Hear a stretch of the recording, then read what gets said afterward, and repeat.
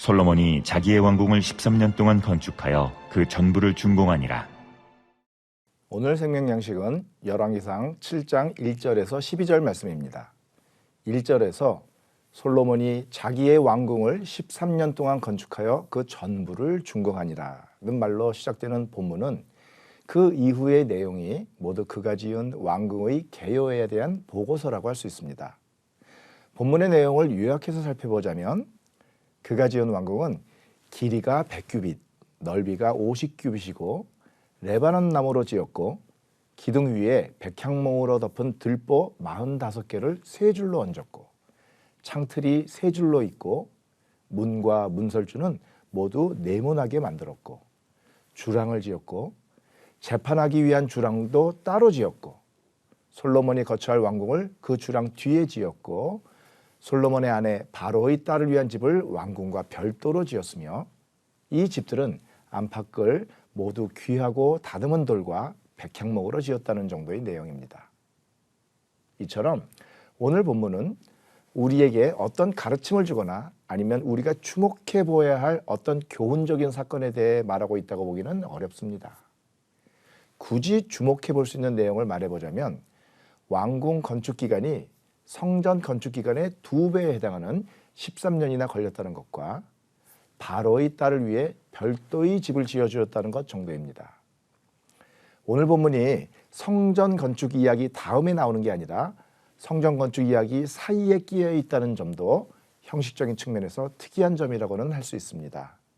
열왕기상 6장에 나오는 성전 건물의 건축, 그리고 오늘 본문인 왕궁 건물의 건축, 그리고 다시 7장 13절부터 성전의 각종 장식들과 기구들에 대한 이야기 순으로 진행되고 있죠. 아무튼 솔로몬의 왕궁 건축에 대한 이 기사를 부정적으로 보는 견해도 있습니다.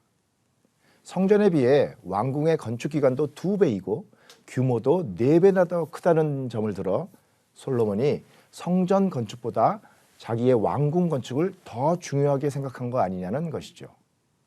게다가 바로의 딸을 위해 별도의 집을 지어준 것은 앞으로 솔로몬이 자신의 이방인 부인들 때문에 여호와로부터 진노를 사게 되는 것이 이미 이때부터 잉태된 것이라고 비판하는 겁니다. 하지만 같은 내용을 긍정적으로 보기도 합니다.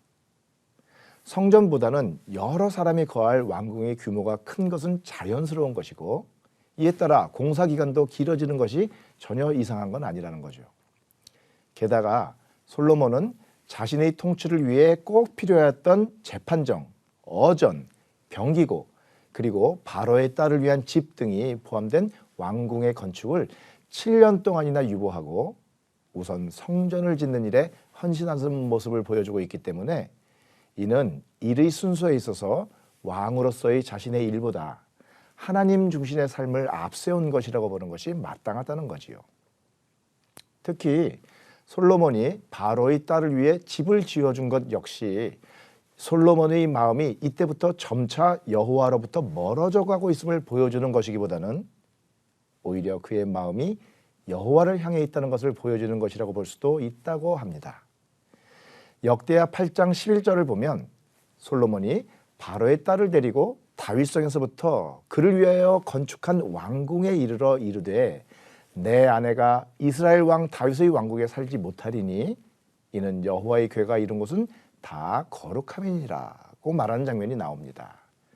다시 말해 솔로몬이 바로의 딸을 위해 왕궁 뒤에 별도로 집을 지어준 것은 하나님의 거룩하심을 결코 더럽히지 않으려는 하나님을 향한 경외함에서 비롯된 것이면서 동시에 사랑하는 자신의 이방 아내에 대한 배려와 사랑의 표현이었다는 것이죠. 왕궁 건설의 계열을 보여주는 오늘 본문을 부정적으로 보아야 할지 아니면 긍정적으로 보아야 할지를 말하기는 쉽지 않아 보입니다. 그렇기는 해도 여기서 솔로몬을 그의 아버지였던 다윗과 비교해 볼 때 적어도 한 가지 차이는 말할 수 있지 않을까 생각합니다.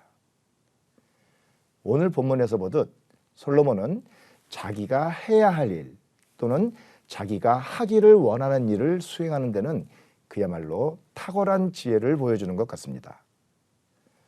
성전 건축이라는 준비된 거대 역사를 하면서 원래 처음 계획에는 없었을 수 있는 왕궁 건축을 이어감으로써 성전과 왕국을 함께 여호와의 도성을 건설하는 것처럼 했고, 하나님의 거룩하심을 손상시키지 않으면서도 자기 부인을 위한 집을 별도로 지음으로써 하나님과 자기 부인 모두를 홀대하지 않는 지혜를 발휘하고 있습니다. 그런데요, 솔로몬은 이처럼 자기가 하려는 일을 해내는 데 있어서 탁월한 지혜를 발휘하고 있지만 아버지 다윗처럼 하고 싶은 일을 하지 않는 절제의 지혜는 없었던 것이 아닌가 싶습니다. 하나님의 은혜로 말미암아 이 세상 그 누구보다 지혜로운 솔로몬이었으나 일을 하는 지혜는 있었지만 일을 하지 않는 지혜, 그러니까 아닌 것 같으면 절제하고 삼가는 지혜는 없었던 것이 아닐까요? 그렇기 때문에 그가 지은 전도서에서 보듯이 세상에 없는 온갖 지혜를 발휘했음에도 불구하고 결국에는 헛되다고 고백할 수밖에 없는 일들을 하느라 부질없는 수고를 한 것이 아닐까요? 그의 수고는 우리에게 모든 것이 헛되다는 값진 교훈을 선사해 주고는 있지만 막상 그렇게 고백할 수밖에 없는 그의 인생의 날들은 그 자신에게 어떤 가치가 있었을까요? 그토록 지혜롭게 자기가 원하는 일들을 원 없이 해보았던 솔로몬이 자기가 그토록 간절히 원하던 성전 건축마저 삼가야 했던 다윗에 비해 더 뿌듯한 삶을 살았다고 할 수 있을까요? 여러분, 우리가 해야만 하는 일을 잘 해내는 지혜는 그 무엇보다 귀하죠. 하지만 하나님 앞에서는 우리가 하려는 것을 해내는 지혜 못지않게 우리가 삼가야 할 일들을 삼가고 절제하는 지혜가 귀한 것일 수 있습니다. 하고 싶은 일을 할 줄 몰라서 못하는 것이 아니라 하고 싶은 일을 할 수 있지만 하나님께서 아니라 하시면 하지 않는 지혜, 그것이 바로 절제의 지혜요, 하나님의 뜻 앞에서 마땅히 가져야 할 겸손의 지혜가 아닐까 합니다. 어려운 걸 해내는 지혜만큼이나 할 수 있어도 하지 않는 지혜야말로 욕구의 충족을 중요하게 생각하는 오늘날 우리에게 그 무엇보다도 필요한 하늘의 지혜 아닐까 생각합니다.